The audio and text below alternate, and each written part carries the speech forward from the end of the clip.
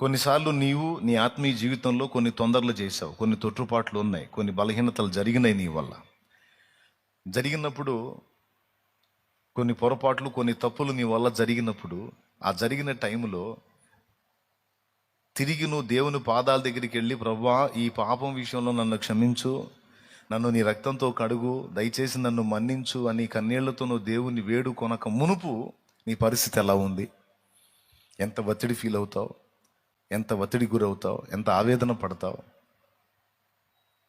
మళ్ళీ ఎప్పుడు తొలగిపోతుంది అదంటే, తిరిగి దేవుని పాదాల దగ్గరికి వెళ్ళి యేసయ్య రక్తాన్ని ఆశ్రయించి క్షమాపణ వేడుకొని దిద్దుకొని పశ్చాత్తాపడి మారు మనసు ప్రకటించి, దేవా నన్ను మన్నించు, కనికరించు, మట్టి పురుగును ప్రభువా నన్ను అర్థం చేసుకొని ఆయన జాలిపడే మాటలేవో చెప్పుకొని ఆయన పాదాలు పట్టుకొని ఎప్పుడైతే హృదయపూర్వకంగా ఆయన వైపు మళ్ళుకుంటామో, ఆయన మన వైపు తిరిగి మన దోషాలన్నిటినీ కడిగి శుద్ధి చేసి మనల్ని దగ్గరికి తీసుకున్నప్పుడు మాత్రమే మనకు ప్రశాంతత స్టార్ట్ అయింది.